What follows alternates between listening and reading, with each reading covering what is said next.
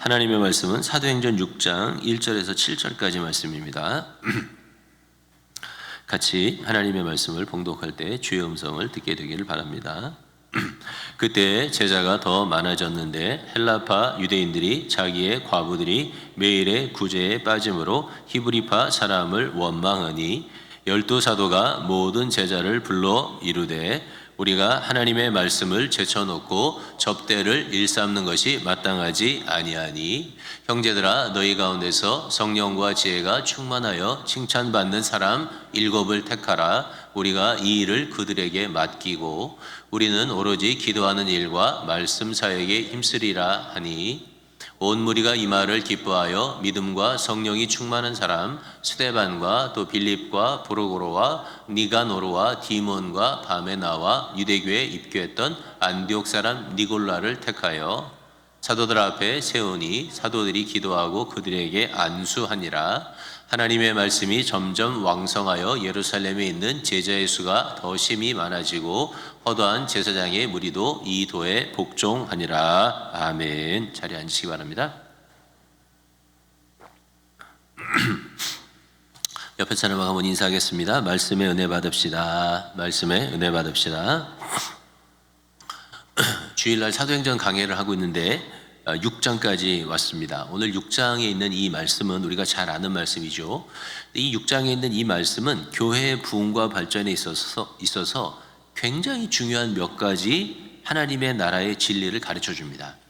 그런데 이 본문이 굉장히 쉬운 본문 같지만 사실은 듣는 사람에게는 어려운 본문입니다. 제가 오늘 본문에 나오는 내용을 그대로 설명을 할 텐데 들어보시면 이게 왜 여러분에게 좀 어려운지를 여러분이 깨닫게 되실 거예요. 그러나 여러분이 이 말씀을 잘 새겨 들으시고 하나님께서 우리 부흥케 하시는 역사가 다솜교회 안에도 있게 되기를, 그리고 그 일에 여러분들이 사용될 수 있게 되기를 주님의 이름으로 축복합니다. 자, 오늘 6장 1절에 보니까 초대 예루살렘 교회에 사람이 많아지면서 문제가 생겼습니다. 사실 더 정확히 말하면 사람이 많아졌다고 쓰지 않고 제자가 많아졌다 이렇게 쓰고 있습니다. 우리는 흔히 생각하기를 교회는 부흥만 되면 아무런 문제가 없을 것이라고 생각을 합니다. 그런데 교회가 부흥이 되는데 문제가 생긴 거예요. 더군다나 오늘 이 1절의 말씀은 부흥이 되는데 사람만 많아진 게 아니고 제자가 많아졌어요. 제자는 예수를 전심으로 따르는 하나님의 사람들이에요. 그렇게 하나님을 사랑하고 예수를 전심으로 따르는 사람들이 많아졌음에도 불구하고 문제가 생겼다는 거예요. 우리가 생각하기에는 이상한 거죠. 왜냐하면 우리는 보통 교회라고 생각하면 교회는 거룩하고 거룩하려면 완전해야 되고 완전하려면 문제가 없어야 된다고 생각하는 경향이 많습니다. 또 때때로 우리가 문제가 있다고 생각할 때는 진짜 예수를 사랑하고 예수를 따라가는 사람이 아니라 예수 안 믿는 사람들도 교회에 섞여 있으니까 교회는 문제가 있다 이렇게 생각하죠. 그런데 오늘 본문은 그렇지 않단 말이에요. 예수를 따르는, 정말 하나님을 사랑하고 예수를 따르는 사람들이 모였음에도 불구하고 그 가운데 문제가 생겼다는 거죠. 이 말씀은 우리가 교회는 아무런 문제도 없어야 된다고 하는 우리의 선입견을 교정해 주는데 굉장히 중요한 본문입니다. 그러면 교회 안에는 왜 이런 문제들이 생길까요? 예수를 따라가는 좋은 사람들만 모여도 왜 문제가 생길까요? 대답은 한마디로 얘기하면 교회는 살아있는 유기체이기 때문에 그렇습니다. 교회는 그리스도를 머리로 하고 그리고 영적으로 거듭난 성도들이 그리스도의 몸을 이루는 살아있는 조직체입니다. 살아있는 조직체이기 때문에 교회를 뭐라고 부르냐면 유기체라고 불러요. 유기체이기 때문에 문제가 생긴다는 거예요. 다른 말로 하면 교회가 죽어있는 조직이라면 아무런 문제가 생기지 않습니다. 예를 들어 여기 강대상이 있죠. 이 강대상은 무기체입니다. 생명이 없어요. 그래서 이 강대상은요 무기체이기 때문에 고민하거나 걱정하거나 아프거나 그런 일이 없습니다. 피아노도 그렇고 마이크도 마찬가지입니다. 그냥 쓰다가 마모되면, 고장나면 그냥 버리면 그만이에요. 이것들이 무슨 문제를 당하거나 병들거나 아프거나 그런 일이 없습니다. 왜냐하면 이것은 생명이 없는 무기체이기 때문에 그래요. 근데 교회는 유기체예요. 살아있는 조직이에요. 그래서 이 교회는 마치 뭐랑 비슷하냐면 인간하고 비슷해요. 인간은 유기체 아닙니까? 살아있는 몸이 있고 그 안에 영혼이 있죠. 살아있는 조직입니다. 그래서 유기체는 엄청난 문제를 겪죠. 인간의 큰 문제를 우리는 네 가지로 말하죠. 생로병사, 태어나서 늙고 그리고 병들고 죽는다고 하는 문제를 가지고 있습니다. 근데 여러분과 제가 겪는 문제가 그것뿐입니까? 아닙니다. 일주일에도 여러 가지 수많은 문제들을 우리는 계속 거듭해서 겪죠. 왜냐하면 그것은 우리가 살아있기 때문에 그런 것이죠. 인간이 겪는 가장 큰 문제 중에 하나가 병드는 문제죠. 요새 그냥 미국에 그냥 바이러스가 꽉 찼다 그럴 만큼 얼마나 많은 사람들이 감기 걸리고 독감 걸렸는지 알지 못합니다. 또 요새는 코로나 바이러스 때문에 많은 사람들이 긴장하고 있습니다. 살아있는 유기체인 인간이기 때문에 병에 걸리는 거죠. 아무리 건강해도 1년 동안 한 번도 아프고 지나가는 사람은 거의 없습니다. 그런데 한번 생각해 보세요. 우리가 병에 걸렸을 때 어떻게 하는지 한번 생각해 보세요. 우리가 병에 걸리면 약 먹고 좀 더 심하면 병원 가고 잠자고 그리고 맛있는 거 먹고 그렇게 병을 이깁니다. 때때로는 심각한 병에 걸리죠. 그래서 어떤 병은 사람을 굉장히 힘들게 하는 병들도 있습니다. 어떤 병은 평생 약을 먹어야 되고요. 당뇨병, 고혈압, 만성질환 이런 건 평생 약을 먹어야 되죠. 만성빈혈 이런 건 평생 약을 먹어야 되죠. 어떤 병은 생명을 유지하기 위해서 긴급한 수술이나 집중적인 관리가 필요한 병들도 있습니다. 예를 들어서 암에 걸렸다든지 심장에 무슨 그 혈관이 막혔다든지 아니면 신장에 부전증이 와서 이런 어려움을 겪는 사람들은 수술을 하거나 아니면 집중적인 치료를 해야만 합니다. 사람은 이처럼 많은 병에 걸리지만 대부분의 사람들은 어떻게 하냐면 끝까지 참고 인내하면서 그 병을 고쳐나갑니다. 그렇지 않습니까? 무슨 말이냐면 사람이 감기 걸렸다고 자신의 삶을 비관하거나 그만 살겠다고 그렇게 생을 포기하거나 그런 사람이 없다는 거예요. 또는 배탈 났다고 우울증에 걸리지도 않는다는 것이죠. 그냥 잘 쉬고 일어나겠다 그런다는 거예요. 진짜 어려운 병에 걸렸다고 하더라도 사람들은 어떻게 하냐면 최선을 다해서 살아가려고 노력합니다.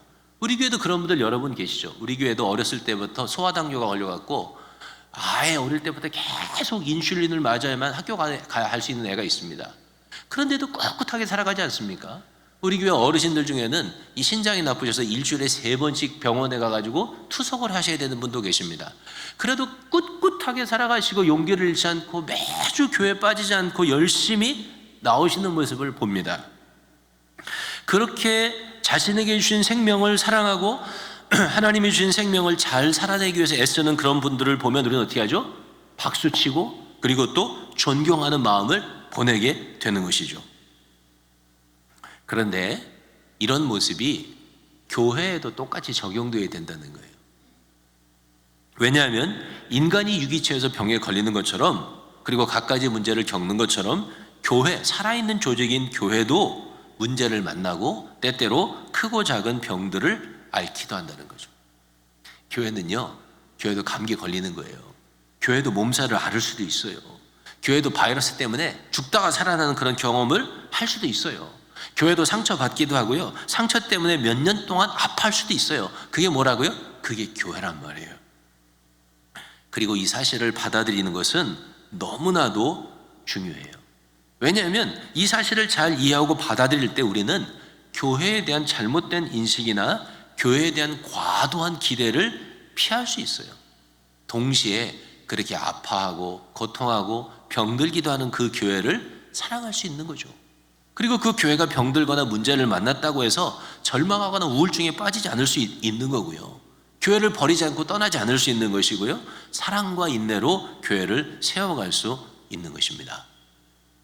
사랑하는 성도 여러분, 오늘 다솜교회는 평안하고 큰 문제가 없는 것으로 보입니다. 정말 하나님의 크신 은혜이고 여러분의 사랑과 헌신의 결과라고 저는 믿습니다. 그리고 앞으로도 우리 교회가 평안하기를 주님의 이름으로 축복합니다. 그러나 혹 우리 교회가 앞으로 하나님의 교회를 이루어가면서 어쩔 수 없이 겪는 아픔과 고통이 있다고 하더라도 또는 때때로 무슨 바이러스나 이런 것 때문에 감기나 몸살을 앓는 일들이 있다고 하더라도 여러분이 교회는 유기체라고 하는, 그래서 초대교회는 예수를 따르는 제자들이 많이 모였음에도 불구하고 문제가 있었다고 하는 이 분명하고 정확한 인식을 가짐으로 말미암아서 우리 교회를 더욱 사랑하고 그리고 또 성숙하게 세워나갈 수 있게 되기를 주님의 이름으로 축복합니다. 자, 다시 1절로 돌아가서 예루살렘 교회, 그것도 제자들이 많아지는 부흥의 일로 있던 이 교회가 겪었던 문제를 생각해 봅시다. 그 문제는 한마디로 이야기하면 원망이라고 하는 문제였습니다. 원망을 누가 했느냐? 헬라파 유대인들이 했습니다. 원망의 대상은 누구였느냐? 히브리파 유대인들이었습니다. 원망의 이유는 무엇이었느냐? 헬라파 유대인의 과부들이 매일의 구제에서 소외되었다고 하는 것이었습니다. 아주 간단하죠. 너무나 분명합니다. 헬라파 유대인이 있었고 히브리파 유대인들이 있었던 거죠. 그런데 헬라파 유대인들이 매일같이 음식을 주는 일에 있어서 소외당했다는 거예요. 자, 교회 안에 헬라파 유대인도 있고 히브리파 유대인이 있었어요. 그럼 헬라파 유대인은 뭐냐? 헬라파 유대인은 한마디로 이야기하면 헬라말을 쓰는 유대인이었습니다. 그 사람들은 왜 헬라말을 썼냐면 유대인들은 주전 600년 전부터, 정확히 이야기하면 주전 586년 전부터 전 세계에 흩어져 살기 시작했습니다. 바벨론의 포로로 잡혀간 이래로 계속 유대인들이 흩어져 산 거예요. 흩어져서 소아시아와 유럽 지역에 살았던 사람들은 누구의 영향을 받냐면 그리스의 영향을 받습니다. 왜 그리스의 영향을 받죠? 알렉산더 대왕이 온 유럽과 세계를 평정한 이후에 그리스 문화가 그 지역을 점령합니다. 그래서 다른 지역에 가서 살았던 사람들은 자연스럽게 무슨 말을 했냐면 헬라 말을 했던 거예요. 우리 미국에 한국 사람들이 들어온 지가 100년이 좀 넘었죠. 근데 우리 2세 3세는 전부 뭐 합니까? 전부 영어 하잖아요. 똑같아요. 헬라 말을 하는 사람들이 있었던 거예요.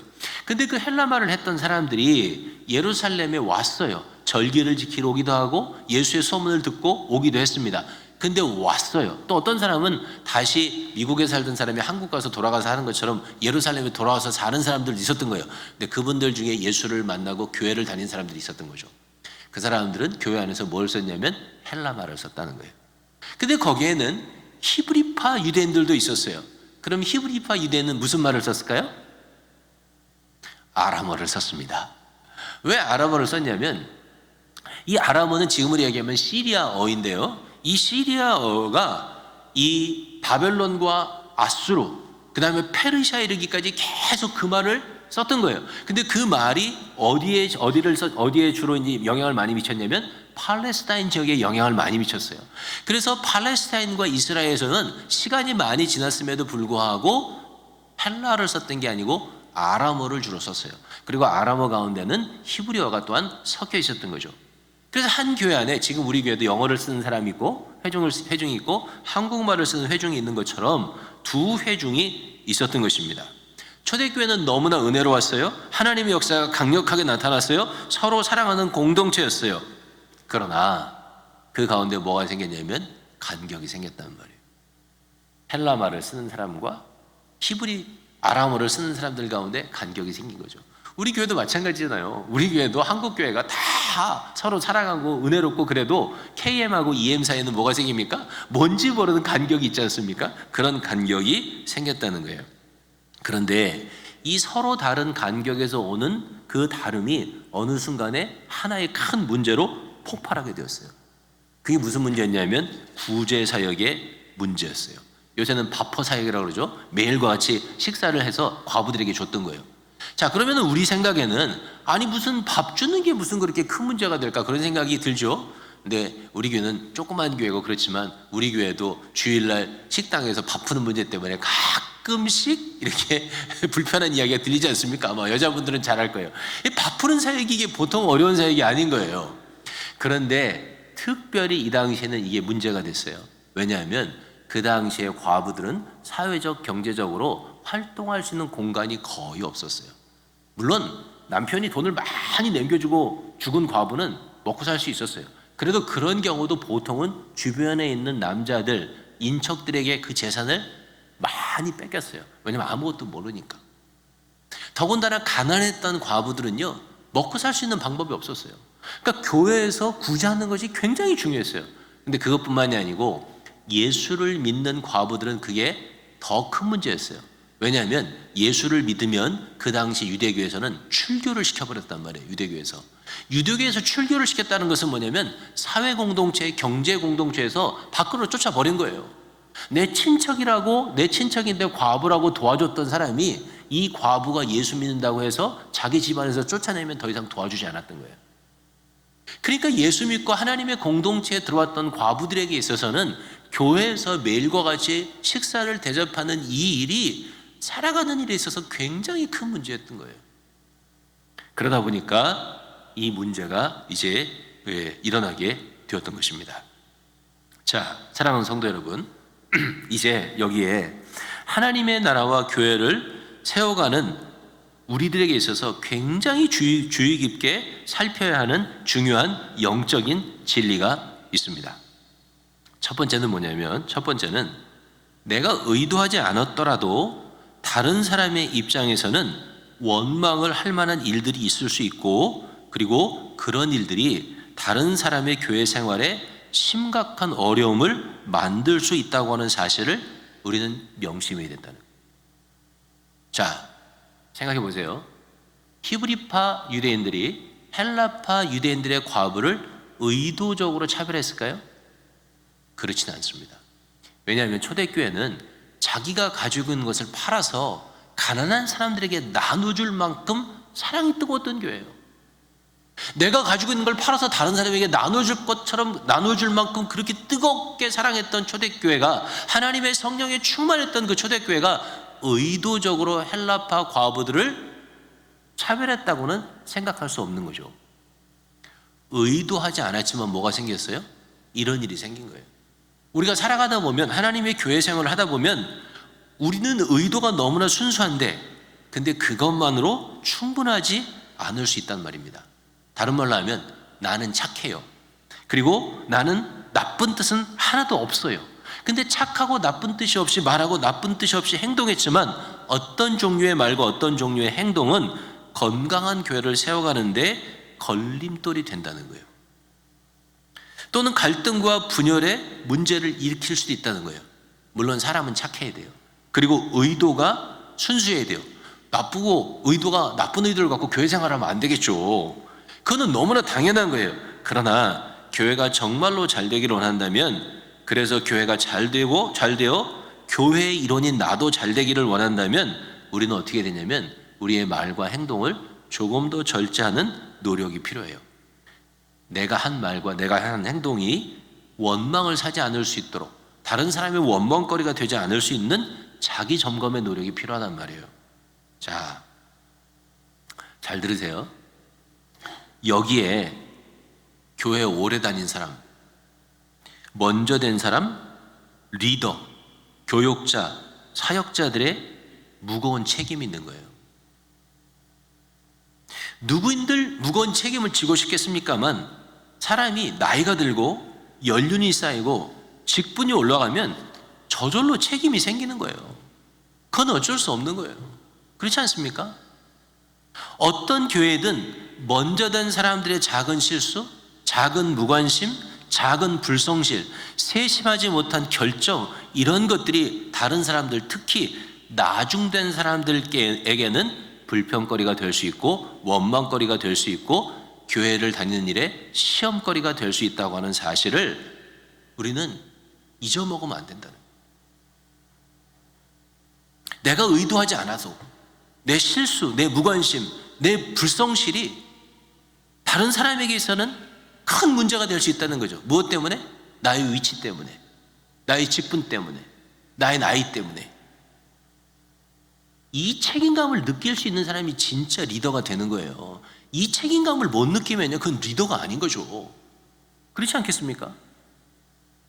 제가 다솜교회 담임 목사로서 그런 책임감을 느껴야 된다고 생각하지 않습니까? 그건 당연한 거죠. 우리 교회 처음 오신 집사님이 말실수하는 것은 교회 문제가 되지 않을 수 있어요. 그러나 제가 말실수를 하면 그건 교회에 큰 문제가 될 수 있는 거죠. 그만큼 뭐가 큰 거죠? 책임감이 크단 말이에요. 먼저 된 사람, 교육자, 사역자, 교회 오래 다닌 분들, 직분자, 자신이 그런 책임이 있다고 하는 사실을 인지하게 될 때 뭐가 되냐면 진짜 리더가 되는 거예요. 교회가 발전하는 공동체가 되는 것은 교회에서 먼저 된 사람들이 이런 책임감을 깊이 인식하고 완벽하진 않지만 늘 최선의 노력을 다하는 모습을 보이는 공동체라고 저는 믿습니다. 언제 교회 리더들이 존경받느냐?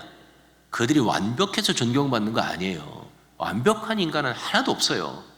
그런데 주변에 있는 분들이 우리 교회 리더를 볼 때, 우리 교회 목사님들, 그 다음에 우리 교회 그 사역자들, 그분들을 볼 때, 우리 교회 장로님, 권사님들을 볼 때, 그분들이 참 부족한 것은 많다고, 나처럼 부족한 것은 많지만 그렇게 하나님의 일을 하려고 최선의 노력을 다하는구나, 이 모습을 보여줄 때 뭐가 생깁니까? 존경심이 생기는 거죠. 그리고 저는 확실히 믿습니다. 그렇게 애쓰고 수고해서 존경을 받는 분들이 결국은 하나님께도 칭찬받는 분들이라고 저는 믿어요.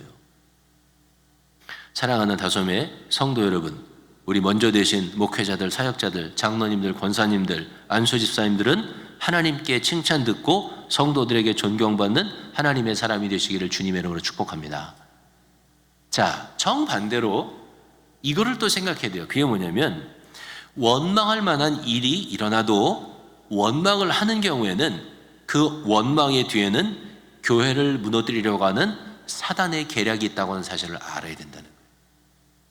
사도행전을 읽고 강의하면서 우리가 발견하는 것은 악한 사탄의 무리가 계속해서 하나님의 나라의 확장을 방해하고 가능하다면 교회를 무너뜨릴 기회를 엿보고 있다는 거예요. 교회가 부흥과 발전의 길을 걷자 사단이 어떻게 교회를 무너뜨리려고 했는지 생각해 보세요. 제일 먼저 뭐 했죠? 박해했습니다. 우리가 계속 살펴봤잖아요. 사도들을 잡아가고 옥에 가두고 박해했습니다. 때리고 채찍질했습니다. 그리고 그 계략이 통하지 않자 그 다음에 뭐 했죠? 거짓을 교회에 집어넣으려고 했습니다. 아나니아와 사피라의 문제가 생긴 거 아니에요. 다시 그 문제가 통하지 않자 그 다음에 가지고 나온 게 뭐냐면, 그 다음에 가지고 나온 게 바로 이 원망의 문제라는 거예요. 핍박을 통해서 공격했고 거짓을 집어넣으려고 했고, 그게 안 되자 그게 뭘 했냐면 원망을 집어넣었다는 거예요. 근데 이 원망이라고 하는, 이 마귀가 쓴 이 원망이라고 하는 방법, 이 1절에 기록된 원망이라고 하는 단어는 헬라어로 보면 이렇게 써요. 앞에 나오는데 여러분이 읽지는 못하겠지만 우리나라 말로 읽어보면 공귀스모스라고 하는 단어예요. 공귀스모스. 한번 따라해 보세요. 공귀스모스.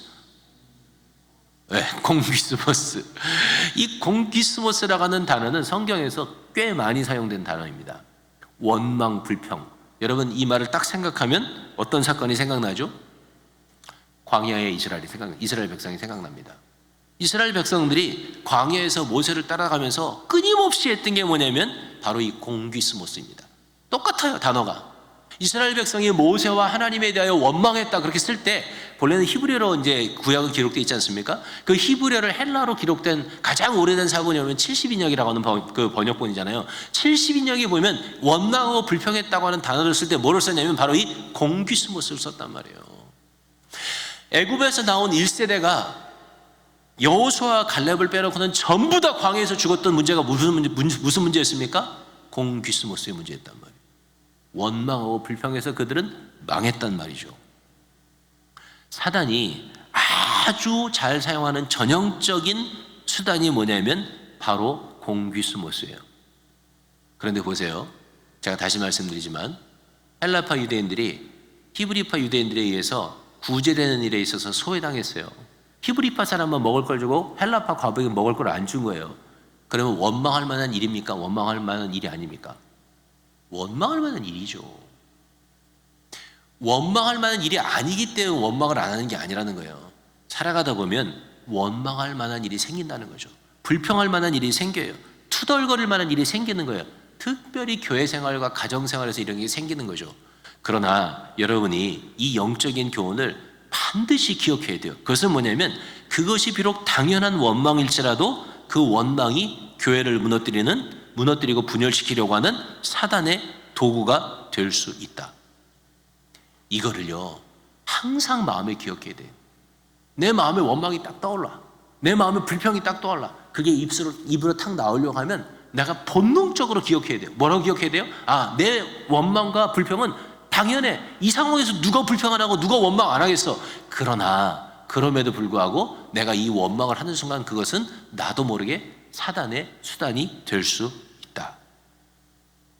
이거를 본능적으로 기억해야 돼요. 제가 여러분에게 한번 여쭤볼게요. 사랑하는 성도 여러분, 여러분의 생각과 판단과 행동이 악의 세력 사단의 도구가 되기를 원하는 분은 손 들고 아멘 해보세요. 아마 아무도 없을 거예요. 따라해 보세요. 공기스모스요 빠이빠이. 시작. 그거래. 항상 우리 그걸 마음에 명심해야 돼. 마음에 불평과 원망이 생기면 빠이, 안녕, 나는 너랑 영원히 작별하고 싶어, 다시는 오지 마, 이런 마음을 가져야 된단 말이죠. 감사할 수 있는 형편과 조건에서 뿐만이 아니고 당연히 원망과 불평을 할 수 있는 상황 속에서도 감사하는 것이 그리스도 예수 안에서 우리를 향하신 하나님의 뜻입니다. 그렇게 불평하고 원망하면 교회를 위기로 몰아넣게 되는 거예요. 교회를 분열로 몰아넣게 되는 거예요. 그러나 원망하고 불평할 수 있는 상황에서도 우리는 감사하면 하나님의 교회의 부흥의 때를 예비하게 되는 것이죠. 교회가 부흥하려면 성도들 입에서 불평과 원망이 떠나야 돼요. 그리고 감사와 기쁨이 항상 넘쳐야 되는 거죠. 4절을 읽어보도록 하겠습니다. 시작. 우리는 오로지 기도하는 일과 말씀 사역에 힘쓰리라 하니 아멘. 자, 아주 잘하는 말씀이에요. 교회에 다니면서 수십 번은 넘게 들었던 말씀입니다. 사실 그런데 저는 이 말씀을 읽으면서 사도행전 6장을 읽으면서 어릴 때부터 늘 가지고 있었던 질문이 있어요. 그리고 그 질문을 설교를 준비하면서 제 나름대로 하나님 앞에서 이제 해결을 했는데, 그 질문이 뭐냐면 이거예요.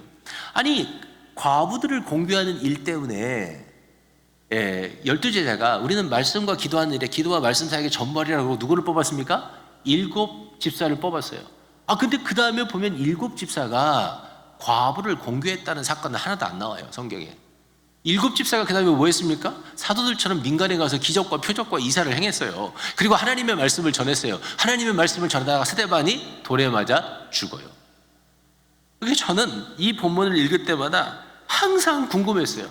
왜 스데반 집사님과 다른 집사님들은 공교하는 일, 과부를 돌보는 일 위해서 뽑았는데 왜 그 일은 안 하고 말씀을 전하다가 돌에 맞아서 돌아가셨을까? 그런 생각이 여러분 안 드셨어요? 저는 그런 건 합리적인 의심이라고 생각해요. 그런 합리적인 의심이 사실은 읽으면서 생각이 됐던 거죠. 제가 그 본문을 깊이 묵상하고 기도하면서 찾은 첫 번째 대답은 뭐냐면, 교회의 모든 리더들은 다 기도와 말씀 사역에 힘쓰는 사람이 되어야 한다는 것입니다. 그게 첫 번째 대답이에요. 목사, 전도사, 장로, 집사, 권사 상관이 없어요. 어떤 사람은 설교하는 것이 주된 사역이고, 어떤 사람은 찬양을 하거나 악기를 다루는 것이 교회 와서 주된 사역이고, 어떤 사람은 부엌에서 봉사하는 것이 주된 사역이고, 어떤 사람은 재정을 관할하는 것이 주된 사역이고요, 어떤 사람은 교회 와서 운전하는 것이 주된 사역일 수 있습니다. 그런데 내가 하는 사역이 무엇인가와 상관이 없이 예수를 믿는 모든 리더들에게 주신 하나님의 첫 번째 사명은 기도 사역과 말씀 사역이라는 거예요. 다른 말로 하면 스데반 집사님이 그리고 다른 집사님들이 공교하는 일을 안 한 게 아니에요. 그분들은 자신에게 맡겨진 그 일을 충실하게 했던 거예요. 그러나 그럼에도 불구하고 스데반 집사님과 다른 7명의 집사님들에게 있어서 뭐가 분명했냐면, 그분들에게는 믿음의 기초가 확실했어요. 그 믿음의 기초는 기도하는 일과 말씀 사역이었단 말이에요. 사랑하는 성도 여러분, 봉사도 해야 됩니다. 선교도 해야 됩니다. 사역도 필요합니다. 그러나 이 모든 사역은 다 어디 위에 놓여져야 되냐면 튼튼한 기초 위에 놓여져야 되는 거예요. 우리의 삶에 튼튼한 기초가 없다면 아무리 사역을 잘한다고 해도 결국은 사상두각에 불과한 거죠. 모래 위에 세우는 집에 불과한 거예요. 내가 열심히 피아노 치고 내가 열심히 운전을 하고 내가 열심히 부엌에서 봉사를 한다고 해도 내 신앙의 기초가 없다면, 하나님 말씀 위에 굳건하게 세워진 내 신앙의 기초가 없다면 다른 것들은 다 한순간에 무너질 수 있다는 거죠.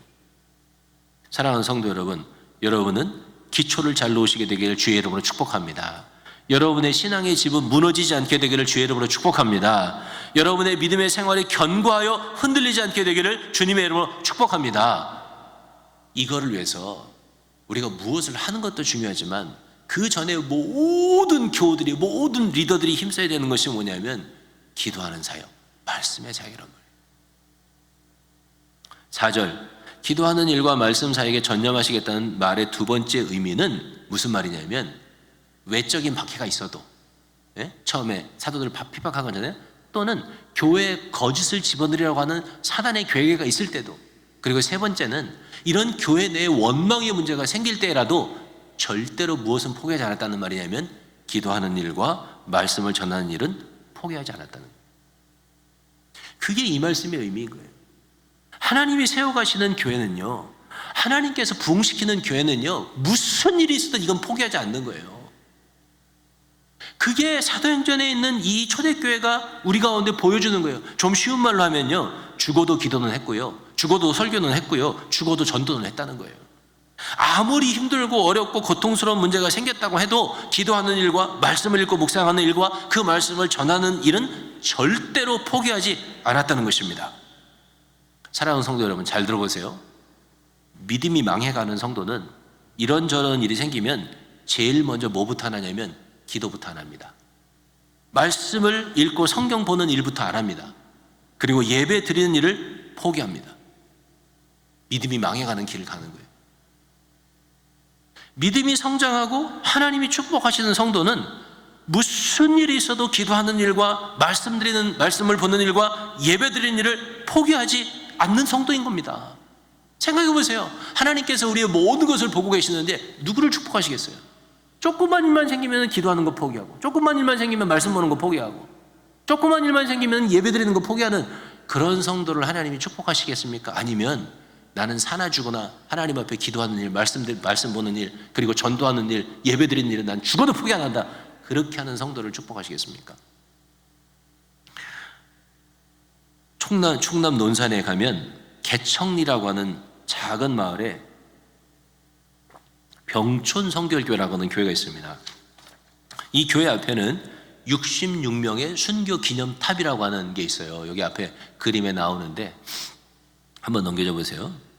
여기 66인 순교 기념탑 이렇게 써 있죠. 글씨가 잘 안 보일 것 같은데, 이 기념탑에는 뭐라고 쓰여 있냐면 주여 내 영혼을 받으소서라고 하는 문구가 새겨져 있다고 합니다. 스데반 집사님이 하신 것과 똑같은 이 말을 하고 순교하신 분은 정수일 집사님이세요. 여자분이십니다. 1950년 7월부터 공산군이 이 마을을 점령하고 나서는 마을에서 비명소리가 끊이지 않았다고 합니다. 병천 성결교회 교인들을 구금하고 때리고 고문하는 일을 쉬지 않았습니다. 그때부터 2개월이 지나서 9월 달에 1950년 9월에 인천 상륙 작전을 감행한 연합군의 반격으로 위기에 놓인 이 공산당들이 병천 성결교회 교인 74명의 성도들을 뒷산으로 끌고 갔습니다. 그리고 거기 가서 마지막 회유를 하게 됩니다. 예수를 부인하면 생명을 살려주겠지만 부인하지 않으면 당장에 죽이겠다고 위협을 하게 됩니다. 정수일 집사님은 그 상황에서 시부모님과 시동생, 아들, 조카, 딸, 일가족 10명이 74명 중에서 10명이 둘러앉았습니다. 그 위기의 순간에. 그리고 거기서 예배드렸대요. 그 상황에서. 그리고 이 정수일 집사님이 담대하게 공산군들에게 뭐라고 외쳤냐면 공산당은 반드시 멸망할 것이니 지금이라도 회개하고 예수를 믿어라, 그렇게 전했다는 거예요. 분노한 공산당들이 몽둥이, 삽, 죽창으로 교인들을 그 자리에서 무자비하게 죽였습니다. 그날이 1950년 9월 27일이었어요. 병천 성결교회, 우리랑 같은 교단이죠. 그날 한날 74명 중에서 66명이 순교했습니다. 그리고 그들을 땅에다 묻었어요. 우리 성결교회는요, 굉장한 신앙의 유산과 선배들을 가지고 있는 교단이에요. 나중에 시간이 지나고 공산당이 철수했습니다. 마을 주민들이 뒷산에 가서 집단으로 사람들을 묻은 매장지를 팠는데 31살이었습니다. 그때 정수일 집사님이. 31살의 집사님의 피범벅이 된 시신이 나왔습니다. 온 몸이 피범벅이었고요, 배는 만삭이었습니다. 그리고 가슴에는 자기의 막내 아들을 안고 있었습니다. 생존자들의 증언에 따르면 정 집사님이 구덩이에 묻히면서 마지막 했던 말이 하나님이여 내 영혼을 받으세요 였답니다. 마지막 순간까지 믿음을 포기하지 않고, 마지막 순간까지 예배를 포기하지 않고, 마지막 순간까지 기도를 포기하지 않았던 숭고한 신앙의 유산을 우리는 물려받고 있는 거죠. 그 신앙의 유산 위에 우리의 신앙이 세워진 것입니다. 그 신앙의 전통 위에 우리의 교회가 있는 것이죠.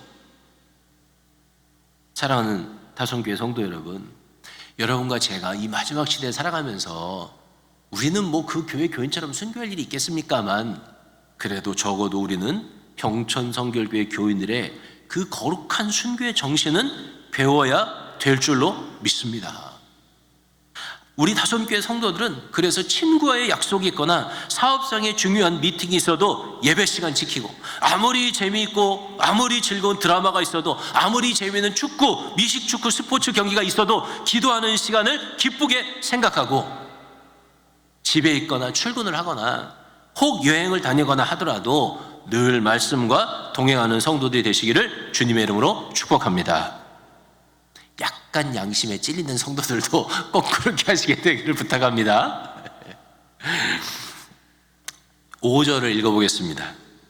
시작. 온 무리가 이 말을 기뻐하여 믿음과 성령이 충만한 사람 스데반과 또 빌립과 브로고로와 니가노르와 디몬과 바메나와 유대교에 입교했던 안디옥 사람 니골라를 택하여. 자,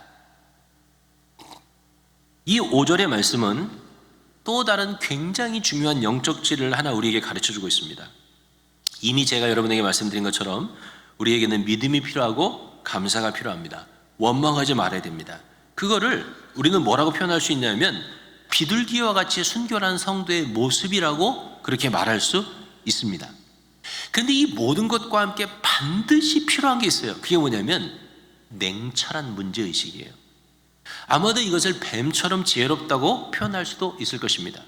냉철한 문제의식과 해결책을 제시하지 않고 늘 모든 것을 감사하라고만 하고 원망하지 말라고만 하면 교회는 부패하게 됩니다. 왜냐하면 분명히 악이 있는데, 분명히 죄가 있는데, 분명히 잘못이 있는데 좋은 게 좋은 거라고 자꾸 덮기만 하면 교회는 어떻게 된다고요? 썩게 됩니다. 초대교회에 나타났던 원망의 문제를 사도들이 어떻게 해결했는지 보십시오. 사도들은 기도하면서 하나님의 성령과 지혜가 충만한 사람 7명에 되는 일꾼을 뽑았습니다. 그리고 그들을 안수하고 집사님이 되어 교회를 섬기게 했죠. 자, 뭐 당연한 거지 이런 생각이 들어요. 근데 여러분이 잘 모르는 사실이 하나 있습니다. 근데 이 사실을 확인하면 여러분들이 초대교회 사도들이 얼마나 냉철하게 이 문제를 해결했는지 알려줘요. 그 7명이 뭘 보면 알 수 있냐면 이름을 보면 알 수 있습니다. 7 집사의 이름은 스데반, 빌립, 브로고로, 나가노르, 디몬, 바메나, 그리고 유대교에 입교한 이방인 니골라입니다. 자, 이 이름이 무슨 특징이 있습니까? 잘 모르시겠죠? 이 이름에는 요한이나 여호수아나 다윗이 없다는 거예요. 무슨 말이냐면 새로 뽑은 7명은요 전부 헬라파 유대인이었다는 거예요. 히브리파 유대인이 한 명도 없었어요. 예수님의 12제자는 전부 히브리파 유대인이었습니다. 누가 기득권을 갖고 있었어요? 히브리파 유대인들이 기득권을 갖고 있었던 거예요. 히브리파 유대인이 본래 그 땅에 살았던 유대인이, 예수님의 12제자도 전부 히브리파 유대인이다 보니까 그분들이 기득권을 갖고 있었어요. 그분들이 모든 걸 갖고 있었던 거예요. 문제가 딱 생기자 사도들이 어떻게 했는지 아십니까? 자기들은 기득권을 다 내려놓은 거예요. 그리고 헬라파 유대인 과부들이 소외되는데 히브리파 유대인을 리더로 세우는 것은 뭐예요? 해결책이 아니라는 거예요. 그래서 히브리파 유대인들은 다 빠지는 거예요. 자신의 기득권을 철저히 내려놔요. 그리고 헬라파 유대인 7명, 그 중에 한 명은 심지어 유대인이 아니고 이방인이었어요. 그 7명을 세워서 교회의 해결책을 제시해요. 여러분, 얼마나 냉철하게 일을 처리하고 있는지 여러분 보이십니까? 이러한 결정은 성령의 인도하심 아래서 이루어졌지만 동시에 12제자의 상황 판단과 정확한 문제의식의 기초로 이루어진 너무나도 지혜로운 결정이었습니다. 그렇게 새로운 일꾼을 세운 거죠. 헬라파 유대인 중에서도 성령과 지혜가 충만한 분들이 얼마든지 있었던 거예요. 새로운 리더가 생기고 새로운 조직이 생기고 새로운 팀워크가 생기고 교회는 부흥하고 발전하게 됩니다. 모든 부흥하고 발전하는 교회가 반드시 배우고 실천해야 되는 전략이 여기에 있는 것입니다. 자, 그러면 예수님의 12제자와 히브리파 유대인 리더들, 즉 기존의 예루살렘 교회의 리더들은 전부 뒷전으로 물러나 앉았습니까? 아닙니다.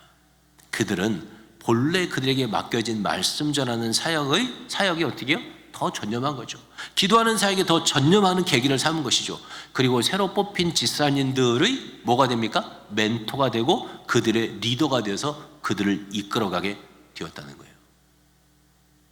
영향력을 더 키우게 된 거죠. 리더십을 더 크게 키우게 된 거죠. 이런 일이 교회는 반드시 있어야 되는 거예요. 그래야 하나님이 세워가시는 교회가 부흥하고 발전하게 되는 거죠. 7절을 읽어보겠습니다. 이제 마지막 7절까지 왔습니다. 읽어보죠. 시작. 하나님의 말씀이 점점 왕성하여 예루살렘에 있는 제자의 수가 더 심히 많아지고 허다한 제사장의 무리도 이도에 복종하니라. 아멘. 사도행전이 보여주는 놀라운 패턴이 있어요. 그게 뭐냐면 외부에서는 핍박의 문제도 잘 극복했더니 하나님이 교회에 부흥을 주셨더라. 내부에 일어났던 거짓의 문제도 잘 극복하니까 하나님께서 교회에 부흥을 주셨더라. 그리고 오늘 본문에 있는 원망의 문제도 잘 극복하고 났더니 하나님께서 교회에 부흥을 주셨더라. 그게 사도행전 1장부터 6장까지 나오는 계속되는 똑같은 하나님 역사의 패턴입니다. 물론 갈등도 없고 문제도 없이 교회가 부흥되고 잘 된다면 가장 좋은 일이겠죠. 그러나 교회는 그렇지 않을 수 있다는 거예요. 교회는 갈등을 겪을 수 있고 문제를 겪을 수 있는 것이죠. 두려워할 필요가 없다는 것입니다.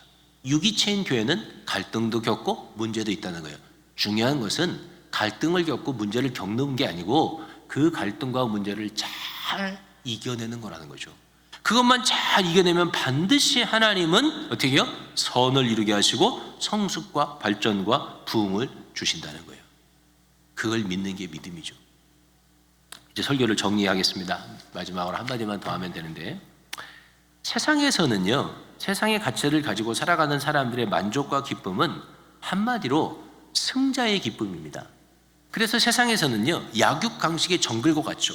싸웁니다. 경쟁하고 다툽니다. 한 조각의 파이라도 자기가 더 먹겠다고 으르렁거립니다. 그렇게 처절하게 싸움을 해서 이긴 자가 뭘 받냐면 박수와 영광을 받습니다. 더 많이 가진 사람, 더 높이 올라간 사람, 더 큰 힘을 가진 자가 영광의 면류관을 차지하게 됩니다. 그런데 하나님 나라를 세워가는 사람들의 만족과 기쁨은 세상의 그것과는 완전히 다릅니다.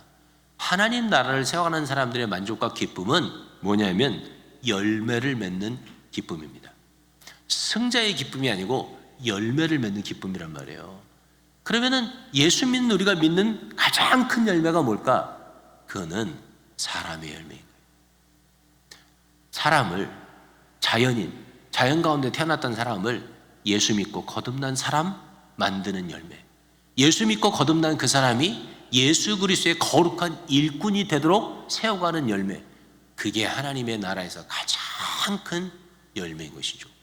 오늘 성경에 나오는 이 12 제자들은 바로 이 열매를 7 집사님을 통해서 맺어가고 있는 거죠. 나의 기도를 통해서, 나의 도움으로, 나의 지원과 나의 격려로, 나의 헌신으로 누군가가 하나님의 사람으로 세워져 간다면 우리의 인생에는 그거보다 더 큰 열매가 있을 수 없는 것이죠. 사랑하는 성도 여러분, 우리가 사람들을 세워가기 때문에 나의 영향력이 줄어들거나 내가 가지고 있는 것을 빼앗기는 것이 절대로 아닌 거예요. 내가 하나님의 사람들을 더 세워갈 때 내 인생의 열매가 더 많아지는 것이고 나라고 하는 나무가 더 커져가는 것이죠. 우리 일부 예배 나오시는 여러분들도 주님의 재림을 기다리는 우리 모두가 내가 어떻게 하면 이 열매를 맺을 수 있을까? 그런 고민을 가지시고 애쓰고 수고하실 때 새 사람 새 일꾼을 세우는 다솜교회가 되기를 원하며 그 일을 통해서 하나님의 놀라운 부흥의 역사가 있게 되기를 주님의 이름으로 축복합니다. 기도.